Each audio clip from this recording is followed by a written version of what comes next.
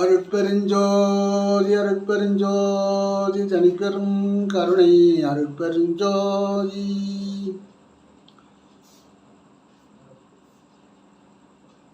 ஜோதி ஜோதி ஜோதி சுயம் ஜோதி ஜோதி ஜோதி வரம் ஜோதி ஜோதி ஜோதி அருள் ஜோதி ஜோதி ஜோதி சிவம். அருட்பெருஞ்சோதி அருட்பெருஞ்சோதி. சீர்பூத்த அருட்கணலே கரும்பே தேனே செம்பாகே எனது குல தெய்வமே நல் கூர்பூத்த வேல் மலர்கை அரசே சாந்த குணக்குன்றே சாந்த குணக்குன்றேன் தனிகை மலை கோவே நாண பேர் பூத்த நின் புகழை கருதி ஏழை பிழைக்க அருள் அருள் செய்வாயோம் ஏழை பிழைக்க அருள் அருள் செய்வாயோம். இப்படி ஒருவர் வெள்ள பாடுறார். சீர்பூர்த்த அருட்கணலே, அவ்வளோ ஒரு பிரமாதமான கணலாம் இறைவனுடைய ஒளி, அவனுடைய ஒளி உடம்பு. அருட்கணலே கரும்பே தேனே செம்பாகே அப்படின்றார். அவ்வளோ ஒரு இனிப்பான ஒரு சுவையான உன்னுடைய நாமதேயத்தை சொன்னாலே அப்படி வாய் இனிக்குது அப்படின்னு சொல்கிறாரு. அப்புறம் எனது குல தெய்வமே எல்லாம் சொல்லுவாங்க, எனக்கு குல தெய்வம் அவங்க அந்த தெய்வம் அந்த தெய்வம்னு சொல்லுவாங்க. அவர் என்ன சொல்கிறாருன்னா, எனது குல தெய்வமே அப்படின்னா நம்முடைய சிரசுலேருந்து இந்த கழுத்து, அதான் கழுத்துலேருந்து சிரசு வரைக்கும் தான் நம்ம ஒரு ஜான் தான் குல தெய்வமே இருக்குது. நமது குலதெய்வம் எங்கே இருக்குது? இந்த ஒரு ஜான் தான். 8 ஜானில் 7 ஜானுக்கு அடுத்தது குலதெய்வம் இங்கே தான் இருக்குது. இதை தான் எனது குல தெய்வமே அப்படின்றார். நாம் குலதெய்வத்தை எங்கே பார்த்தாலும் தேடிட்டு இருக்கோம். சில பேர் சொல்லுவாங்க குலதெய்வத்தை வணங்கணும் அது வணங்கணும் அப்படின்னு. எல்லா தெய்வம் ஒன்று தான். ஒரே தெய்வம் தான் பல தெய்வமாக இருக்குது. முருகராக இருக்குது, வள்ளியாக வருது, பார்வதியாக வருது, சூரனாக வருது, எல்லாமே ஒன்றா தான் வருது. ஆனால் சூரர்கள் வேறு அசுரர்கள் வேறு. அது குல பிரச்சனை. அது அசுர குலம் தேவ குலம். அப்படி தேவர்கள் எல்லாமே ஒன்று தான். அதான் ஒன்றலை 2 அலை அப்படின்னு சொல்லுவார். அது சொல்லுவார் ஒன்று தான், ஒன்றரை ஒன்றியே ஒன்றினும் ஒன்றே ஒன்று தான் அப்படின்னு. அதில் குலதெய்வம் ஒவ்வொரு இப்போ நம்ம அடுத்த பிறவி பிறக்கும்போது வேற ஒரு குலதெய்வம் சொல்லுவாங்க. இந்த பிறவிலே நமக்கு ஒரு எப்படி பிறக்கும் போதெல்லாம் ஒரு குலதெய்வம் வரும். பிறக்கும்போது தான் நம்ம எந்த ஜாதியில் பிறந்தோம் எந்த மதத்தில் பிறந்தோம்னு நமக்கு தெரியும். ஜாதி மதமும் பிறக்கும்போது கிடையாது. பிறந்து நமக்கு கருத்து தெரிஞ்ச பிறகு தான் ஜாதி மதம் எல்லாம் நம்ம தாய் அந்த சொல்லித்தரது தான் ஜாதி மதம் எல்லாம். இந்த ஜாதியில் பிறந்தேன் இந்த மதத்தில் பிறந்தேன் அப்படின்னு சொல்கிறது. அதான் எனது குல தெய்வமேன்னு அழகாக சொல்கிறார். நல் கூர் பூத்த வேல் மலர்கை அரசே அப்படின்றார். நல் கூரான வேலம், அந்த கை மலர் போல கையாம். முருகனுடைய கை மலர் போல கையாம். நல் நல்ல கை அப்படின்ற நல் கூர் பூத்த வேல் மலர்கை அரசே, நீதான் என்னுடைய அரசன்றார். நீதான் என்னுடைய குலதெய்வன்றார். நீதான் தேனுன்றார். நீதான் செம்பாகுன்றார். யார் சொல்கிறாரு? எல்லாம் தனிமலை முருகனை தான் சொல்கிறார். சாந்த குணக்குன்றே, சாந்தமான குணம் உனக்கு, சாந்த குணக்குன்றே அப்படின்றார். தணிகமலை கோவே, தணிகமலை கோவே, கோவேன்னா அரசன் பதி கணவன் அப்படின்றதெல்லாம் சொல்லுவாங்க. அப்போ எனது கோவே அப்படின்றார். அதுவும் தணிகமலை கோவே அப்படின்றார். நாண பேர் பூத்த நின் புகழை கருதி, உன்னுடைய நாணம், முருகன் என்றாலே ஞானம் தான் சொல்லுவாங்க. முருகன் வந்து ஞானத்துக்கு அதிபதி அப்படின்னு சொல்லுவாங்க. அந்த கூர் வடிவேல் வந்து கூர்மையான அறிவு உண்டாக்கும் அப்படின்னு சொல்லுவாங்க. சூரனை சம்காரம் பண்ணுறதுக்காக இல்லை கூர் வடிவேல். அந்த கூர்மை வந்து அந்த கூராக இருக்கிற வடிவேல் வந்து ஒரு பிரிமிட்டு மாதிரி. அதான் முருகர் இருக்கிற இடம்லாம் சிறப்பாக இருக்கிறதுக்கு காரணம் என்னன்னு கேட்டால் வேல் தான். அது வேல் இல்லை, வெல். அது கொடுத்தது வெல், சூரனை வெல் அப்படின்றது தான். அது நாளாடியில் வேல் வேல் வேல்னு வந்துடுச்சு. வெல், வெல்லுன்னு கூட சில கடைக்கு நிறுவனத்துக்கு பேர் வச்சுருப்பாங்க, அருமையாக இருக்கும் அது. அதான் சொல்கிறார், ஞான பேர் பூத்த நின் புகழை கருதி, எப்பேற்பட்ட பேர் உனக்கு, நின் புகழை கருதி ஏழை பிழைக்க அருள் செய்வாயே அப்படின்றார். இந்த ஏழை பிழைக்கிறதுக்கு அருள் செய்வாயே அப்படின்னு சொல்கிறார். தனியமலை முருகன் தான் சொல்கிறார். அப்போ சிலர் சொல்லுவாங்க, அவர் வந்து இந்த சாமி கும்பிடலாம் அந்த சாமி கும்பிடலன்னு. இப்போ முருகரை பற்றி எத்தனையோ பாடல் பாடியிருக்கார், ஒரு 10-15 பதியம் இருக்குது. விநாயகரை பற்றியும் பாட்டிருக்கார். விநாயகர் வந்து ஓம் என்னும் பிரணவ மந்திரம், ஓம் தான் விநாயகர், பிரணவ பொருள் அப்படின்னு சொல்கிறார். ஓம் சொன்னாலே அதில் எல்லாமே அடக்கம். ஆ உ இம் ஓம், அகாரம் உகாரம் மகாரம் எல்லாமே சேர்ந்து போச்சு. அதனால் தனித்தனியாக கூப்பிட வேண்டியில்லை. அது தெரியாத காலத்தில் நான் தனித்தனியாக கூப்பிட்டேன் அப்படின்னு சொல்கிறார். தனித்தனியாக அந்த சாமி கூப்பிட்டேன் அப்படின்றார். அதுபோல் அவர் வந்து எல்லா தெய்வங்களையும் நான் இறைவனாக அருட்பெருஞ்சோதி ஆண்டவராக சாயலாக பார்த்தேன், முருகனிடத்தில் அருளை பெற்றேன். தணிகமலை முருகன் இடத்துல தான் தணிகமலை முருகனுக்காக ஒரு 15 பாடலுக்கு மேலே பாடுறார். தர்மசாலையில் அணுக தொண்டர்கள் ஒரு விண்ணப்பம் வைக்கிறாங்க. ஐயா, எங்களுக்கு ரசவாதம் செய்து காட்டுங்கள் அப்படின்னு கேட்குறாங்க. அவர் உள்ளுக்குள்ளே நினச்சிட்டார், இவங்க எது சம்பாதிக்கணும்னு ஆசைப்படுறாங்க போல இருக்குது, ரசவாதம் செய்ய சொல்கிறாங்க, என்ன செய்யறது அப்படின்னு சொல்லிட்டு சரிப்பா அப்படின்ட்டாராம். அப்புறம் பாண்டிச்சேரி வேலு முதலியாரை கூப்பிட்டாராம்.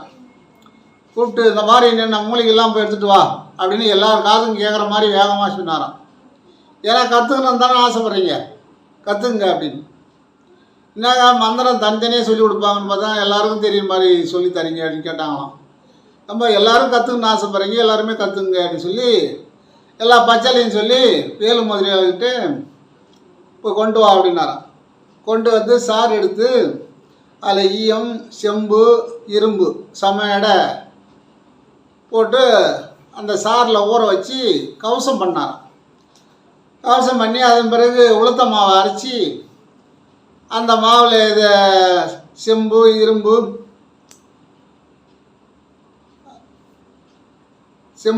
வச்சு ஈயம் வச்சுட்டார். கூட ஈயம் இது 3ஐயும் வச்சு புடம் வைக்கிறாங்க.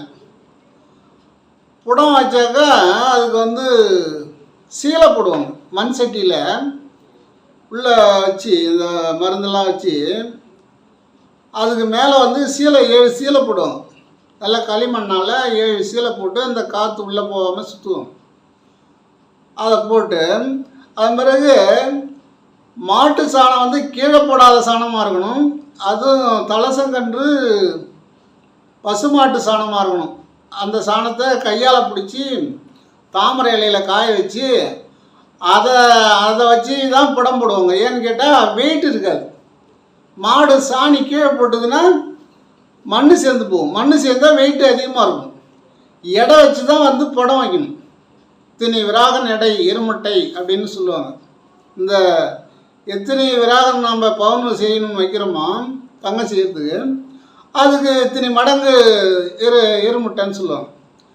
அந்த சாணம் வந்து மண்படாத இருந்தால் தான் அதுக்கு சரியான புடம். அது மண்பட்டதுன்னா புடங்க சாணத்தினுடைய அளவு குறைஞ்சிடும். அதுவும் தலசங்கன்று மாடுனுடைய சாணம்ன்ற போது அதுக்கு ஒரு பவர் இருக்குது. இப்படியே அதெல்லாம் ஆராய்ச்சி பண்ணி தான் அவங்க எடுக்கிறாங்க. எடுத்து இதை படம் வைக்கிறாங்க. படம் வச்சுட்டாங்க. அது பிறகு போய் எல்லாம் சாப்பிட்டுட்டு அதை மறுநாள் தான் எடுக்கணும், உடனடியாக எடுக்க முடியாது. அப்புறம் மறுநாள் எடுத்தாங்க. எடுத்து பார்த்தா தங்கமாக இருந்தது. எடுத்து பார்த்துட்டு எல்லாருமே பரவாயில்ல, தங்கம் செஞ்சிட்டாரு, நாமளும் கற்றுக்கிட்டோம், எல்லாருக்கும் தெரிகிற மாதிரி செஞ்சார் அப்படின்னு அவங்க சொல்கிறாங்க. அப்புறம் சரின்னு சொல்லிட்டு அதில் வேம்பையார்னு ஒருத்தர் கூட இருக்கிறார். அவர் ஒரு அணுகு தொண்டர். அவர் கொஞ்சம் அதை உன்னிப்பாக பார்த்துட்டு இருக்கார். என்ன செய்கிறாரு, எவ்வளோ இடமா சாணம் வைக்கிறாரு, எருமுட்டை எவ்வளோ இடம் செப்பு வைக்கிறாரு, எவ்வளோ ஈயம் வைக்கிறாரு, எவ்வளோ இரும்பு வைக்கிறாரு அப்படின்னு ஒரு கணக்காக பார்த்துக்கிட்டே இருக்கிறார். அது நல்லா கொஞ்சம் ஊக்கமான ஆள். எப்படியும் நம்ம கற்றுக்கணுன்ற எண்ணத்தில் அவர் கண்ணுங்கிறதுமா பார்த்துக்கிட்டே இருக்கார். அதுபோல் இந்த 7 சீலை போடுறது எல்லாமே அவர் மனசில் பதிவு பண்ணிட்டார். அந்த தங்கத்தை என்ன பண்ணார், யாரிடத்திலையும் கொடுக்கல. எல்லாம் நினைக்கிறேன் நம்ம கொடுப்பாரு, ஆள் கொஞ்சம் பிரித்து கொடுப்பாருன்னு நினைக்கிறேன். யார் இடத்துலையுமே கொடுக்கல. அவரே கொண்டு போய் குளத்தில் வீசிட்டு வந்துட்டார். குளத்தில் வீசிட்டு வந்த பிறகு எல்லோரும் நினைக்கிறேன், என்னப்பா அது இவ்வளோ சிரமப்பட்டு செஞ்சோம், நமக்கு ஆள் கொஞ்சம் கொடுத்துருந்தா நம்ம கொஞ்சம் அதை வச்சு ஏதாவது நல்லபடியாக இருந்திருக்கலாம். இவர் என்ன கொண்டு போய் குளத்தில் போட்டு வராரு கடைசியில் அப்படின்னு சொன்னாங்க நினைக்கிறாங்க தொண்டர்கள், அணுக தொண்டர்கள். அப்பதான் சொல்றார், பணத்திலே சிறிதும் ஆசை இல்லை, நான் படைத்த பணங்களை பலகால் கிணற்றிலே எரிந்தேன், குளத்திலே எரிந்தேன், கேணியில் எரிந்தேன் என் தாய் அப்படின்றார். பணத்தில் எனக்கு சிறிதும் ஆசை கிடையாது. நான் படைத்த பணத்தை, எனக்கு எல்லாரும் கொடுத்த பணத்தை அதை என்ன பண்ணேன், பல நாள் கேணியில் போட்டேன், குளத்தில் போட்டேன், கிணத்துல போட்டேன் அப்படின்னு சொல்கிறார். இப்படி தான் நான் போட்டேன் தவிர அது மேலே நான் பற்று வைக்கல. அதனால தான் இந்த படம் எனக்கு கை கொடுச்சி, பற்றற்றவங்களுக்கு தான் கை கூடும் அப்படின்னு சொன்னார். அவரை சொல்கிறாரு, சிறு வயது முதலே காசியிலே ஆசை இல்லை, சிறு வயது முதலே எனக்கு காசில் ஆசை இல்லை அப்படின்றார். அந்த நாள் அன்றி அறிவில்லாத சிறு பருவத்தே, அந்த நாள் மட்டும் இல்லை, அறிவில்லாத சிறு பிள்ளையாக இருந்த பருவத்தே அடுத்தவர் கொடுத்த காசை அவர் மேல் வீசினேன். யாராவது கூப்பிட்டு வந்தாப்பா அப்படின்னு காசு சின்ன பிள்ளையாக இருக்கும்போது கொடுப்பாங்களாம். யாராவது ஒரு பெரியவங்க வந்தாங்கன்னா அப்போல்லாம் ஒரு காசு கொடுப்பாங்க போயிட்டு. அந்த காலத்தில் அது அந்த ஒரு காசு பெருசு, அதை கொண்டு போய் ஏதாவது பசங்க மிட்டாய் அது வாங்கி சாப்பிடும். அப்படி பசங்களை ஒரு சந்தோஷப்படுத்துறதுக்கு வரவங்க கொடுப்பாங்க, வீட்டுக்கு விருந்தாடியாக வரவங்க அவங்கெல்லாம் கொடுப்பாங்க. அப்போ சொல்கிறார், அறிவில்லா சிறு பருவத்து அடுத்தவர் கொடுத்த காசை அவர் மேலே வீசினேன் அப்படின்றான். அப்போ என்ன நினைப்பாங்க, ஏன்னா அது பையன் காசு கொடுக்குறது மேலே கடாசை பற்றியா ரொம்ப திமிர் கொண்டது அப்படின்னு நினைப்பாங்க பெரியவங்க. ஏன்னா காசு கொடுத்தா போதும், அந்த நாளில் அவ்வளோ ஒரு காசு கஷ்டம். ஆனால் கொடுத்த காசை அவர் மேலே வீசினாராம். அதன் பிறகு மீண்டும் கொடுத்த பிறகு மேட்டில் எரிந்தேன். அப்போல்லாம் ஒரு மேடாக கொல்லியில் ஒரு மாடு இருக்கும், அதில் செடியெல்லாம் மலிச்சிருக்கோம், அங்கே போட்டால் எடுக்க முடியாது.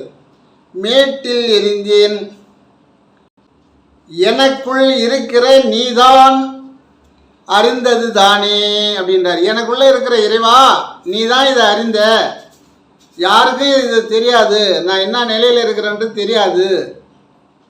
காசு நான் சின்ன பருவத்திலே சின்ன ஒரு 2-3-4 வயசு இருக்கும்போதே காசு கொடுத்தா கூட நான் அதை இப்போ எரிஞ்சேன், கடாசை நான் கொடுத்தவங்க பேர் தூக்கி விரித்து வீசினேன் அப்படின்னு சொல்கிறார்.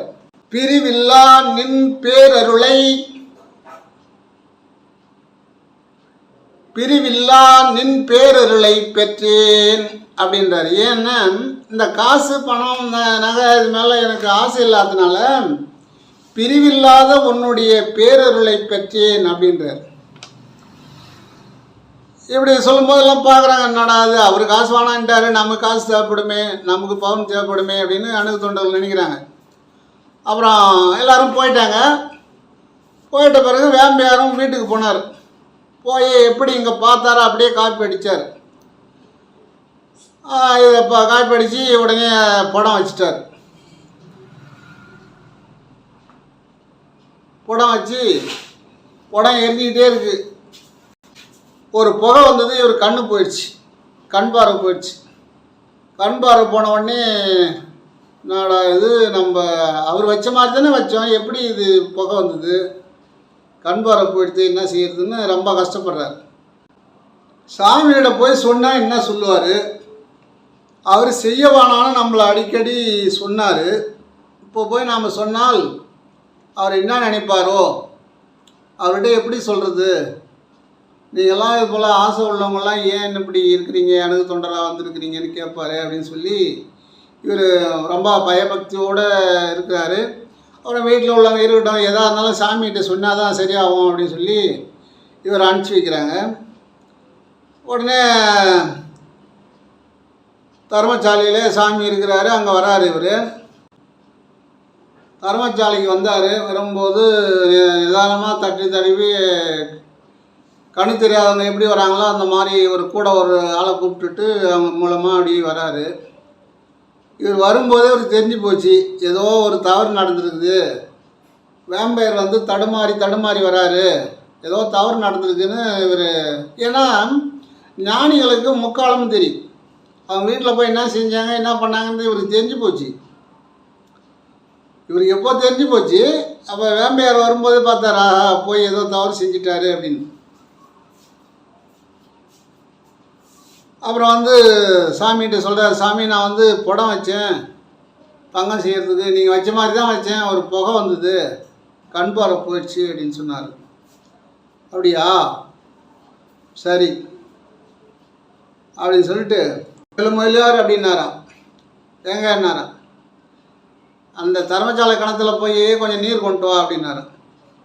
அவர் நீர் கொண்டு வந்தாராம். அதில் கொஞ்சம் விபூதியை போட்டு நல்லா முகத்தை அலம்புங்க அப்படின்னாராம். முகத்தை அலம்புனாங்களாம்.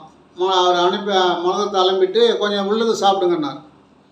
சாப்பிட்டுட்டு சரி கல்பட்டை ஐயா குடிலில் போயிட்டு கொஞ்ச நேரம் மணிப்பூரக தவம் செய் அப்படின்னாராம். அப்புறம் சரின்னு சொல்லிட்டு இவர் போய் கொஞ்ச நேரம் மணிப்பூரக தவம் செஞ்சுட்டு இருந்தார். மணிப்பூரக தவம் செஞ்சு கொஞ்ச நேரம் ஒரு 1/4 மணி நேரம் கழிச்சு வந்த உடனே கேட்டாராம், என்ன வேம்பையார் எப்படி இருக்குது அப்படின்னாராம். கண்ணு நல்லா தெரியுது சாமி அப்படின்னார். சரி மன்னிக்கணும் சாமி, தெரியாது செஞ்சுட்டேன் அப்படின்னாரு. சரி அதனால் ஒன்றும் இல்லை, சிறு பிள்ளைத்தனமாக இருக்கிறீங்க, நான் சொல்கிறத நீங்கள் கேட்க மாட்டீங்க, பிச்சி பிள்ளை விளையாட்டு மாதிரி விளையாடுறீங்க.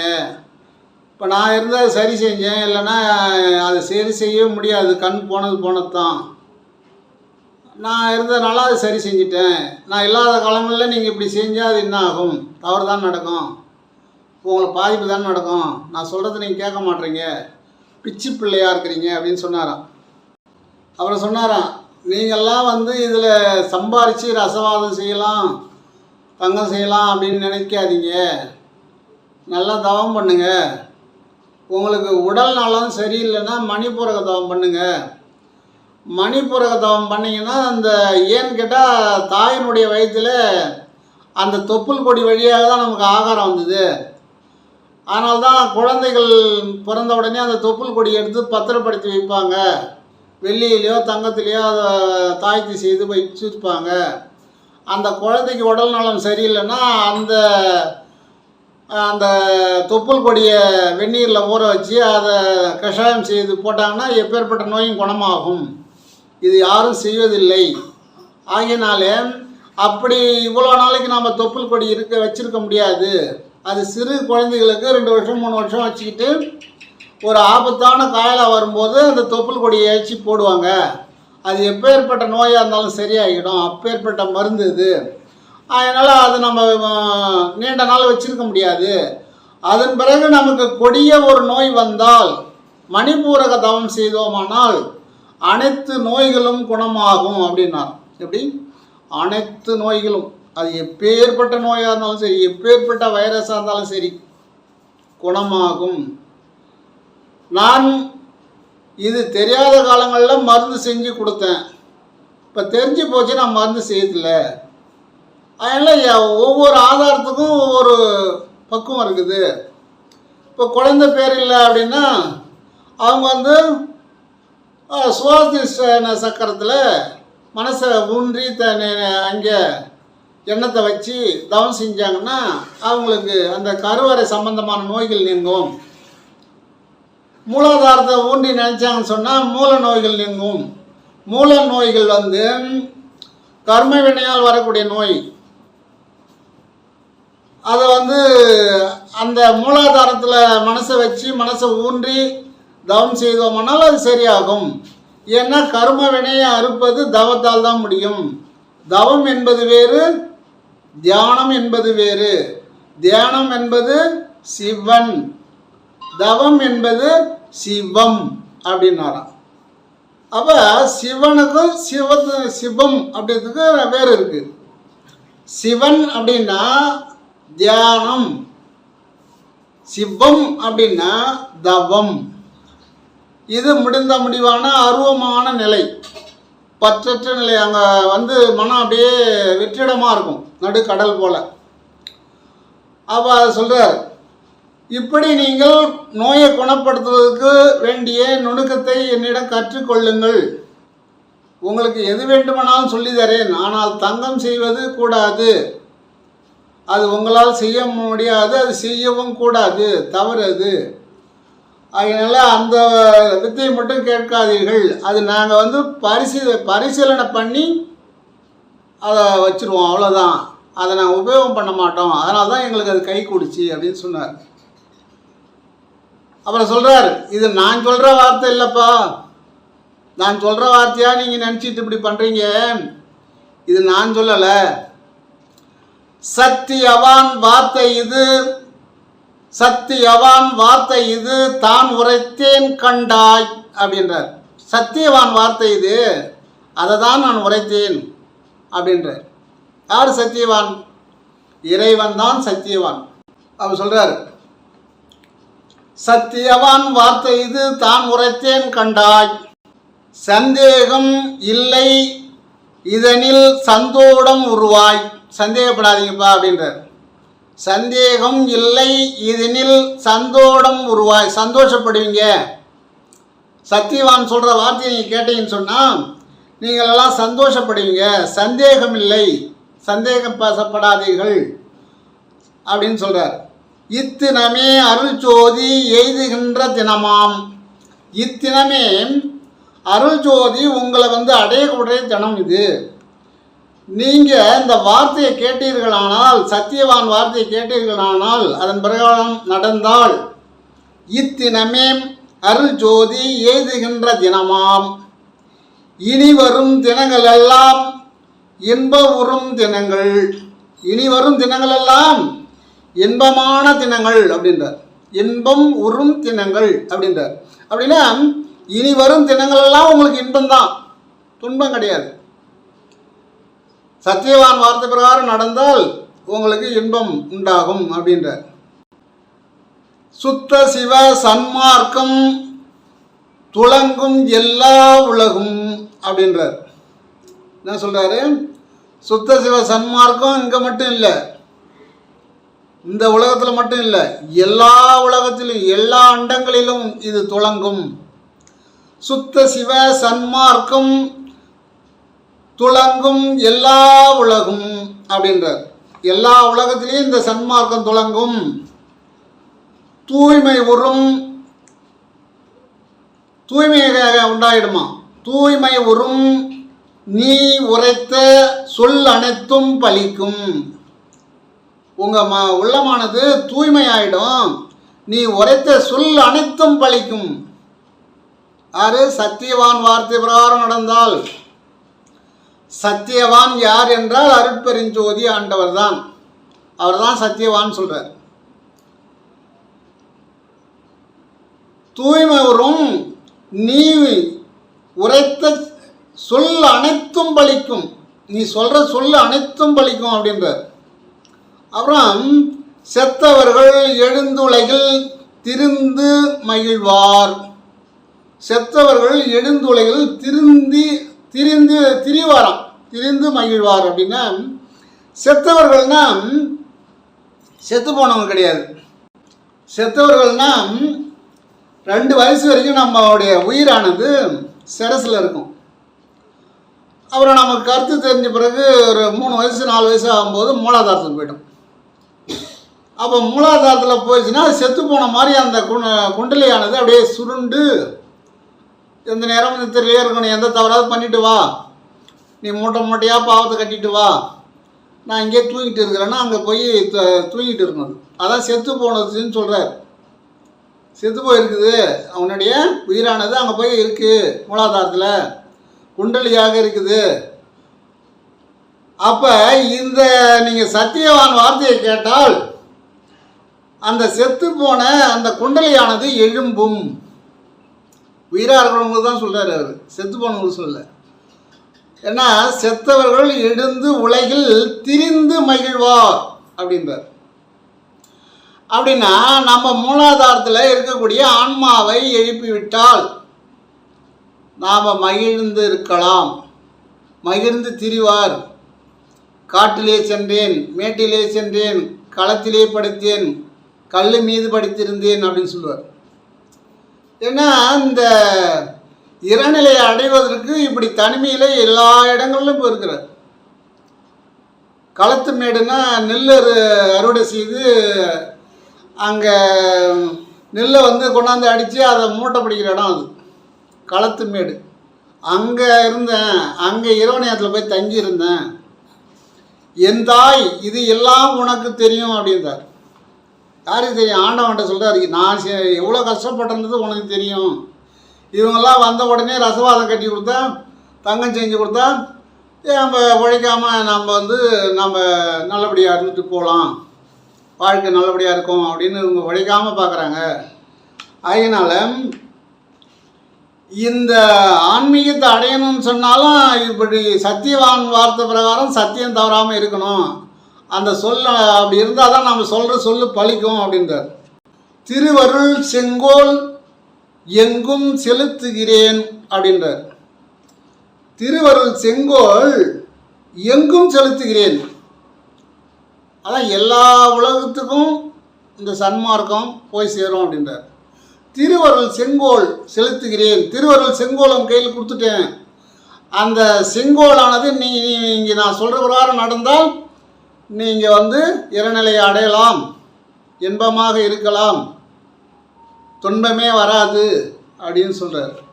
அதாவது இல்லறத்தாருக்கு தனியாக சொல்ல இதுதான் சொல்கிறார், துறவரத்தாருக்கு தனியாக சொல்கிறார். அதனால் எனக்கு தெரிந்தவற்றை தங்களுக்கு தெரிவிக்கின்றேன். இதில் நல்லவை மட்டும் எடுத்துக்கொள்ளுங்கள். அருட்பெருஞ்சோதி அருட்பெருஞ்சோதி தனிப்பெரும் கருணை அருட்பெருஞ்சோதி வாமஜோதி சோமஜோதி வானஜோதி ஞானஜோதி அருட்பெருஞ்சோதி அருட்பெருஞ்சோதி தனிப்பெரும் கருணை அருட்பெருஞ்சோதி.